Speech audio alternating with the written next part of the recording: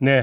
윤석열 정부가 내년도 R&D 예산을 올해 대비 16.6%, 약 5조 2천억 삭감하겠다고 밝혀 논란이 일었죠. 이와 관련해 어제 국민의힘이 이공계 장학금 지원을 확대하는 등 일부 예산을 증액하겠다 이렇게 밝혔는데요.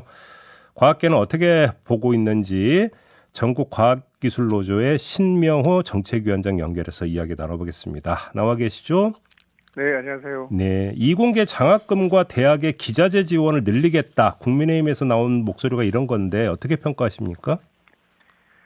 제가 어제 국회에서 11개 대학 학부 총학생회에서 하고, 그 다음에 이제 천문우주 관련 5개 학교 학과 학생회로 구성된 공동행동에서 주최한 국회 토론회를 다녀왔는데요. 네. 이제 학생들이 하는 이야기가 이 지금 R&D 예산 삭감을 보면서 꿈을 가지고 연구개발을 수행할 수 있는 그런 안정적인 환경이 아니라 전망을 기대하기도 어려운 상황이라서 네.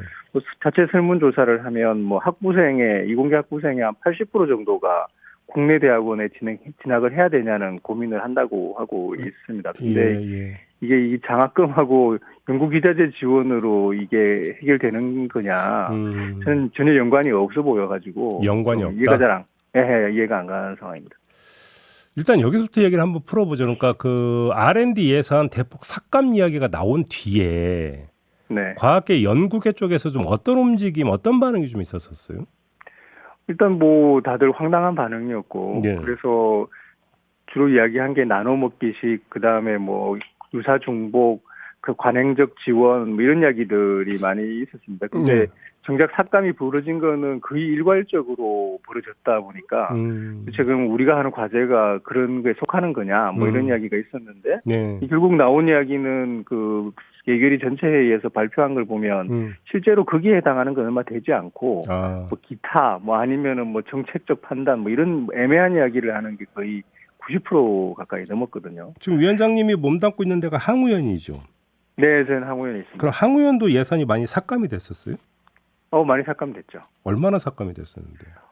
일단은 주요 사업비는 다른 연구원에 비해서는 많이 삭감되지 않았는데 좀 삭감이 됐고요. 저희는 주로 이제 정부 수탁 사업을 많이 하니까 이제 그쪽에서 문제가 되는 사업들이 좀 있습니다. 특히나 고도화 사업이라고 누리호 4차, 5차, 6차 추가 발사하는 사업이 있는데 이 사업 같은 경우는 좀 삭감이 심하게 됐죠. 그래요? 네. 그럼 삭감 후에 조직안에서 어떤 일이 벌어졌는데요?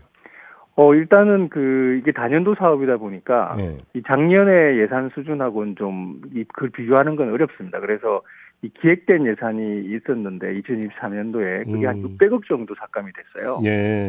이렇게 되면은 이 사업은 사실은 새로운 걸 연구 개발하기보다는 이제 구성품이나 서버 시스템 제작을 업체한테 나가는 이런 금액들인데 일단 일정을 못 맞추고요.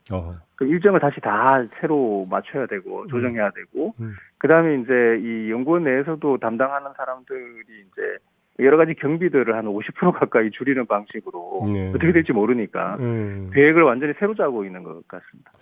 그러면 연구 현장 이런 데서 떠나는 분들도 꽤 있어요?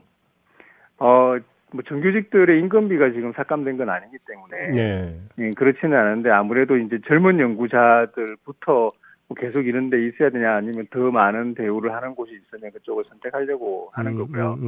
그다음에 이제 포닥이나 대학원생 그다음에 이제 학생들 같은 경우는 이제 이게 원래 이 PBS라고 하는 체제가 인건비나 이런 것들이 과제 안에 들어 있으니까 사실은 이제 어떻게 느끼냐면 제가 어제 들어보니까 이 정부 여당이 연구 현장이나 이 기초 연구를 짓밟는다는 느낌을 받는다고 합니다. 그래요? 그러니까 이제 떠나려고 그러니까 국내 대학원에 진학해야 되냐 이렇게 나오는 거죠. 만약에 해외 대학원까지 선택할 수 있다 이런 고민을 많이 하는 것 같아요. 이럴 바에는 굳이 국내 대학원 갈 이유가 뭐가 있느냐? 네, 왜냐하면 이제 특히나 요새 같은 경우는 이 이공계 고급 인력들에 대한 해외에서는 수요가 있으니까 여러 가지로 그게 더 낫지 않느냐 이런 생각을 하는 것 같습니다. 인력이 빠져나가는 거잖아요, 그거는. 그렇죠. 그러니까 사실은 국가가 해야 될 가장 큰 일 중에 하나가 이제 과학기술 분야에서 과학기술 인력의 양성과 유지인데 지금 이게 사실 학부생들 같은 경우는 이 직접적인 피해를 받지 않았잖아요, 아직. 그렇죠. 그럼에도 불구하고 이 떠날 것인가 남을 것인가를 결정하는 상황이면 뭐 대학원생들이나 부담은 더하다고 봐야죠. 그럼 뭐 이공계 장학금 늘려주고 이런 거 갖고는 이건 대책이 안 되는 거고 그럼 어떻게 해야 된다고 생각하세요? 일단은 지금 제일 걱정하는 것이 이제 문제가 뭐냐면 지금 상황이 또 다시 발생할 수 있는 거 아니냐. 지금 이 예산 삭감에 대해서 어떤 조치나 그다음에 어떤 회복에 관련된 것들이 이루어지지 않았고 그리고 이제 학생들 이야기를 들어보면 자기들이 미래 세대 아니냐. 그런데 지금 과학기술 정책을 결정하고 예산을 삭감하는 거에서 왜 우리들의 의견을 듣지 않냐. 그리고 앞으로도 그럴 거 아니냐. 이런 상황은 심각하다. 뭐 이렇게 이야기하고 있는 것 같습니다. 아하, 예, 알겠. 신뢰의 문제네요, 근본적으로. 네, 지금 당장 그렇죠. 짧게 하나만 과학기술 수석실을 만든다라는 이야기가 좀 나오고 있는데 이건 어떻게 평가하세요? 짧게 말씀해 주신다면. 저는 뭐 바람직하다고 보고 있는데 걱정이 좀 됩니다. 왜냐하면은 변화하고 혁신하려 그러면 세 가지가 필요한데 비판, 반성, 대화인데 어떤 사람이 되느냐. 그리고 정말 혹시나 윤석열 정부가 해오던 대로 더 강하게 하려고 하는 거냐. 알겠습니다. 아니면 정말 바뀌려고 하는 거냐. 여기에 따라 다른 거라고 봅니다. 알겠습니다. 자, 말씀 여기까지 들을게요. 고맙습니다, 위원장님. 네, 감사합니다. 네, 전국과학기술노조 신명호 정책위원장이었습니다.